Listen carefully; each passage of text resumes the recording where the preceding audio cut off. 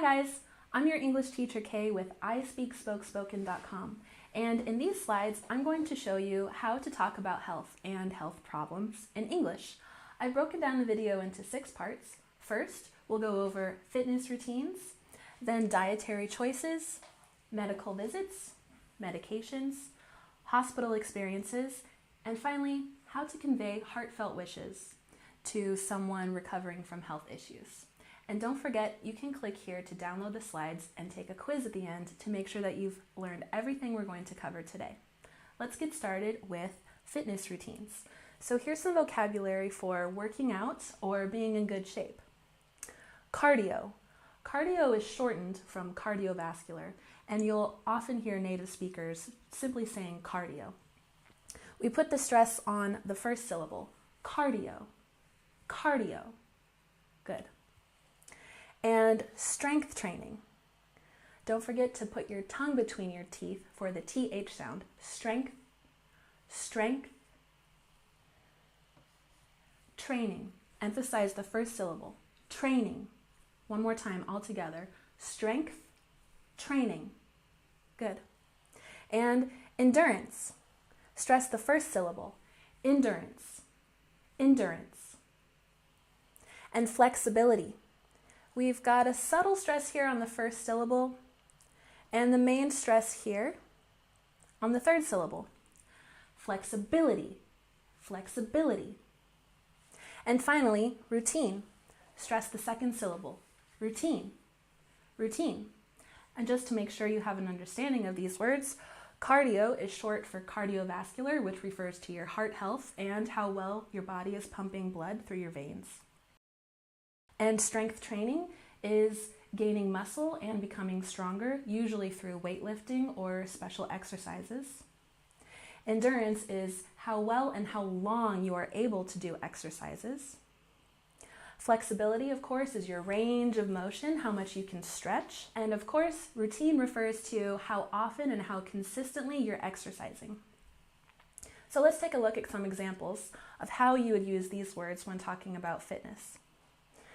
The first one, I mix cardio with strength training to boost my endurance and flexibility.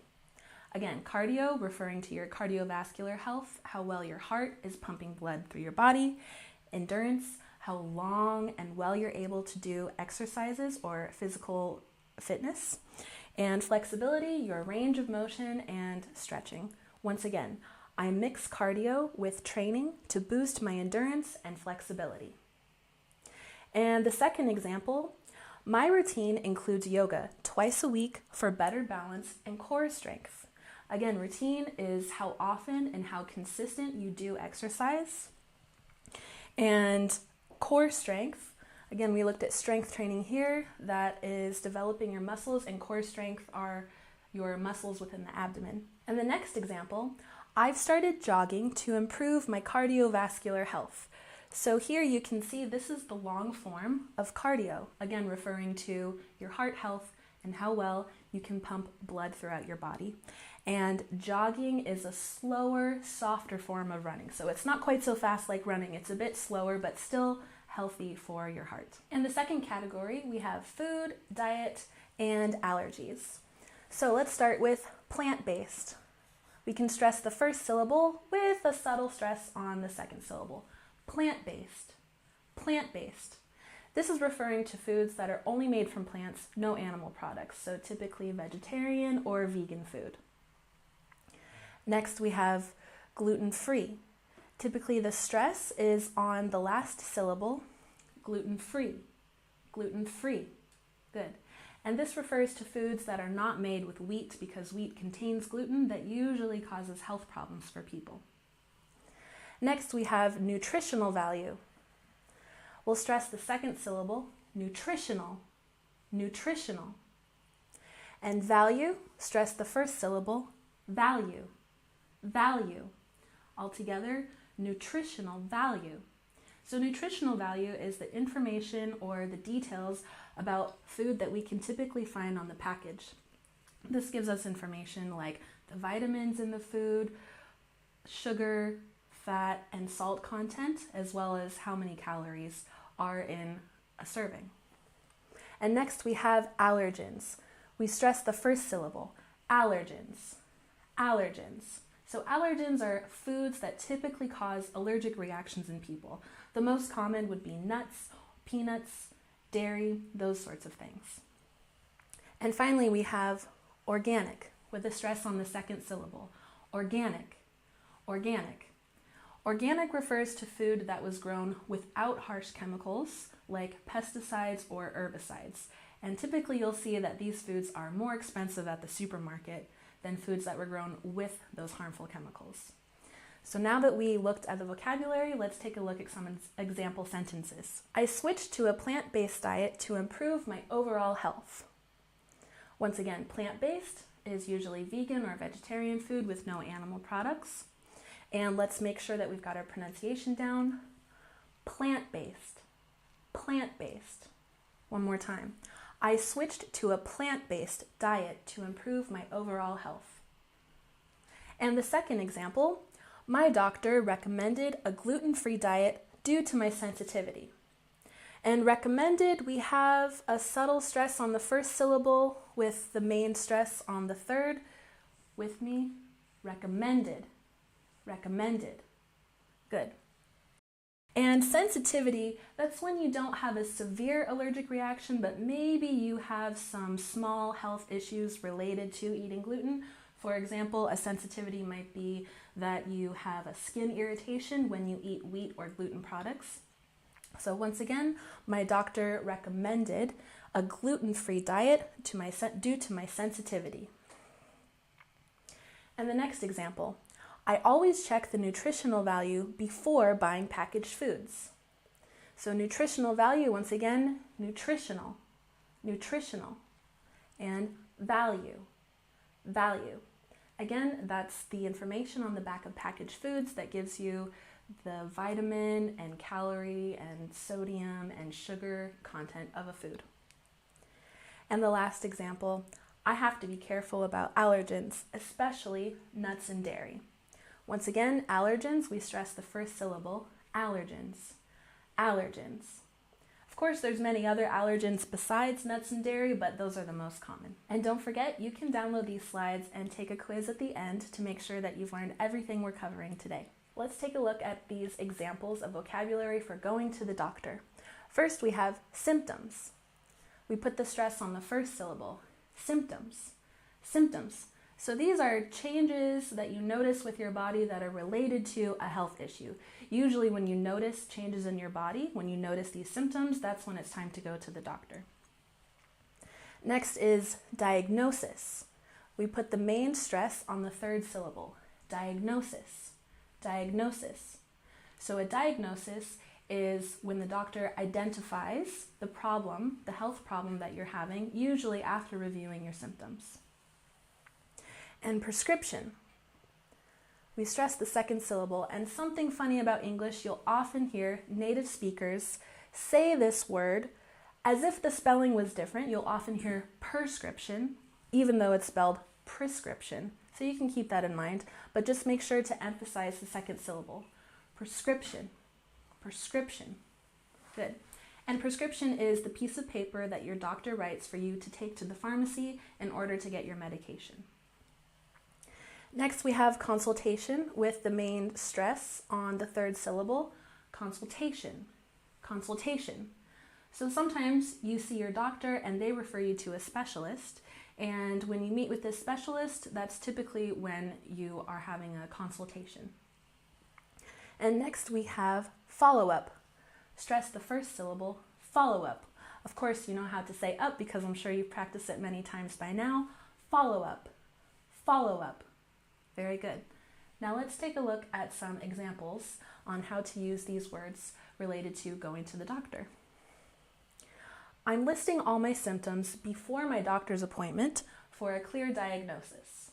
So before you go to the doctor, it's a good idea to make a list of all the symptoms or the changes that you notice in your body. So when you meet with your doctor, even if they can't see everything that's wrong with you, they can understand your health issues and they're able to decide this is your specific health problem or your diagnosis. And the next one, the prescription needs to be taken twice daily for 2 weeks. Once again, the prescription is the piece of paper your doctor writes for your medication. And the prescription can simply be this piece of paper, and it can also be used to refer to the medication that you receive as well. So you can keep your eye out for native speakers using it interchangeably. The next example, during the consultation, don't hesitate to ask any questions about your condition. So again, a consultation is typically an appointment that you have with a specialist. And condition, it could be a health problem, or it could just be a fact about your body. For example, an amputee or someone who has lost their arm will need to go to a specialist in order to get fitted with a prosthetic arm. This may be a consultation, and it would be a good time to ask any questions about the condition. It's not necessarily an illness, but it is a condition of the body that they need to meet with a specialist about. And the last example for going to the doctor, I have a follow-up appointment next month to check my progress. So a follow-up appointment is an appointment that you have after the primary appointment that typically covers your diagnosis. So the follow-up is to check progress on healing or recovery or following through with a treatment plan. Next, we're going to talk about drugs. Often you'll hear native speakers using the word drugs in two senses, in the illegal, illicit sense, and of course, in the medical sense. So let's go over vocabulary for drugs in the medical sense. Over the counter. We stress the fourth syllable, over the counter, and we usually smush these words together, over the counter. So this refers to medication that you can buy at the pharmacy without a prescription from your doctor. Next, we have side effects. Emphasize the first syllable, side effects. Again, we tend to smush these words together when we're using them in a medical sense. Side effects, side effects. Good. And dosage. Emphasize the first syllable, dosage, dosage. Dosage is the amount or how much of a medication you should take at a time. And generic. We emphasize the second syllable, generic, generic. Generic refers to medication that's produced by smaller companies. So typically, when a new medication is invented, a big pharmaceutical company who invented the medication sells it at pharmacies, and later, other smaller companies produce the same medication. It's just as effective, but typically it's cheaper. So the smaller companies who produce medication are referred to as generic. And next we have pharmacist with emphasis on the first syllable. Pharmacist. Pharmacist. Of course, this is the professional who works at the pharmacy that you must give your prescription to in order to receive your medication. Now that we've covered these drug vocabulary words, let's take a look at some example sentences and how to use them. I prefer over-the-counter pain relievers for minor aches. Once again, over-the-counter medication is medication that you do not need a prescription for. And aches, that refers to a pain that's relatively dull. Usually it's a pain that you feel in your joints. So you don't need a prescription to buy pain relievers for minor aches. You can buy it over the counter. And the next one, always read about the potential side effects before starting new medication. So side effects are any changes that your body experiences when you take medication for a different health issue. For example, some medication that you take for a cold may make you drowsy or sleepy or tired. Because this is a side effect which could affect your ability to drive a car or operate machinery, it's important to understand the side effects before taking medication. And the next example, the pharmacist explained how to adjust the dosage if necessary. Again, the pharmacist is the professional who works at the pharmacy, and the dosage is the amount of medication you should take. For example, if you should take 1 pill of pain reliever for your pain management, but it doesn't seem to be working, you want to make sure that you understand, based on talking with your pharmacist, how much more to take. You wouldn't want to take 5 pills if 1 pill isn't working. Your pharmacist will explain how to adjust the dosage. And the last example, generic drugs are often cheaper, but just as effective. So once again, big pharmaceutical companies invent new drugs, and later other companies produce the exact same drugs but for a cheaper price. And these are the generic drugs. Once again, Often cheaper, but just as effective. And let's review some of the pronunciation in these example sentences. Aches, aches. It's not axe, it's aches. Very good. And adjust. Emphasize the second syllable. Adjust, adjust. And effective. Emphasize the second syllable. Effective, effective. Very good. And next we have vocabulary to use at the hospital. Admission has stress on the second syllable, admission, admission. And this refers to the check-in process when you arrive at the hospital. Because when you arrive at the hospital, you can't simply walk around and choose which room and which doctor you want to go to. You have to complete paperwork, show ID, and also proof of health insurance. The next word, discharge, with emphasis on the second syllable, discharge, discharge. This is the process by which you leave the hospital. So if you've been at the hospital for some time, you can't simply decide on your own that you're ready to leave and just get out of the hospital bed. There's a process to follow, including more paperwork, and this is called discharge. And next we have nurse. Of course, you understand that the nurse is a medical professional who receives much of the same training as a doctor, but they're not as qualified as a doctor. Although you spend most of your time with them when you're at the hospital because they do a lot to take care of patients. And we have ward. Ward. This is a section or a department at a hospital dealing for specific health issues. For example, the nursery ward is where women go to give birth to their babies and also make sure that their newborn babies have received preliminary medical care. There's also an emergency ward where people with life-threatening injuries or medical conditions go to receive care.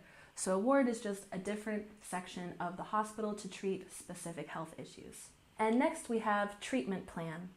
So a treatment plan is the plan that your doctor or specialists develop to address your specific health issue, which could be an injury or illness. Let's take a look at some sentences where we can use these at the hospital vocabulary words. He was admitted to the hospital last night for observation. And let's look at pronunciation here. Admit, emphasis on the second syllable. Admitted, admitted. And hospital, stress on the first syllable. Hospital, hospital. Good. So he was admitted to the hospital last night for observation. Observation is when something has happened to you, which may not be life-threatening, but it's still a good idea for doctors and nurses to keep an eye on you. For example, if you hit your head and you might have a concussion, even though you feel fine and you don't seem to have any problems, it's a good idea to get checked into the hospital so that they can make sure you don't develop any more serious symptoms related to your head injury. And the next example, the discharge process was smooth and they provided clear aftercare instructions. Once again, discharge is the process by which you leave the hospital. It's a bit of paperwork again. And clear aftercare instructions, for example, if you break your leg and you have a cast on your leg, you will receive aftercare instructions, which will tell you how to clean your cast, maybe some special stretches or movements that you can do while your broken leg is healing. And these are things for you to do at home, not at the hospital. That's aftercare. And let's take a look at pronunciation. Make sure to stick your tongue out here for the TH sound. Smooth, smooth. One more time. Smooth. Very good. And next we have nurses in the ward were incredibly supportive and attentive. Once again, nurses are medical professionals who assist doctors, and ward refers to a special department within the hospital. Let's take a look at pronunciation. Incredibly. Let's stress the second syllable. Incredibly. Incredibly. Supportive has stress on the second syllable. Supportive. Supportive. And attentive. Stress on the second syllable. Attentive. Attentive. Good. And lastly, the treatment plan includes various therapies and medications. Once again, treatment plan is the plan that your doctor develops to treat an injury or an illness. And therapies, let's work on pronunciation. Be sure to stick your tongue out between your teeth. Therapies. Therapies. And medications has the primary stress on the third syllable. Medications. Medications. Very good. And our last group of vocabulary is about wishing someone good health. Recovery has stress on the second syllable. Recovery. Recovery. So this is the process of getting over an illness or getting over an injury. And next we have strength. Don't forget to stick your tongue between your teeth. Strength. Strength. Good. And this refers to physical strength or mental and emotional strength. Support has stress on the second syllable. Support. Support. In this sense, support is help, usually emotional help that you get from friends or professionals. And encouragement has stress on the second syllable. Encouragement. Encouragement. So encouragement is optimism or words that help someone keep a positive attitude as they're on their recovery journey. And well-being has the primary stress on the second syllable. Well-being. Well-being. And this is overall physical and mental well-being, or how positive or healthy your body or your mind is. Now let's take a look at some examples for how to use these vocabulary words in a sentence. I hope for your speedy recovery and return to full health. So this is something that you would say to a person who is recovering from an injury or an illness.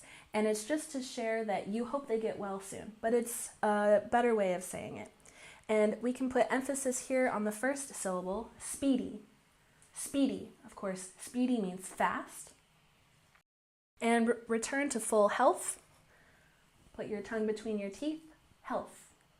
Health. So this is a nice way to say, I hope you get well soon and I hope you get healthy soon. In the next sentence, sending you strength and positive vibes during this challenging time. So this is a way to show that you are being optimistic for the person who is recovering. So sending you strength, this refers to emotional strength. And positive vibes is a way to be optimistic, like good vibes, good energy during this challenging time. Usually when someone is going through a health problem or a health issue, this is a challenging time. And next, we have, if you need support or someone to talk to, I'm here for you. Support, we emphasize the second syllable, support. Support. And again, we use support to mean help, emotional help. And talk. Talk. Good. So once again, if you need support or someone to talk to, I'm here for you. So this is something nice that you can say when someone is recovering from a health issue, that you're offering your emotional support. And lastly, your encouragement means a lot to me during my recovery. So if you are going through a health issue or a health problem and someone has said really kind words wishing you good health like this, you can say in return, your encouragement means a lot to me during my recovery. And again, for pronunciation, let's emphasize the second syllable, recovery. Recovery. Very good. And don't forget, you can click here to download all these slides and take a quiz at the end to make sure that you've got everything down that we've covered today. So once again, I'm Kay. It was a pleasure teaching you all today, and I'll see you next time. Bye.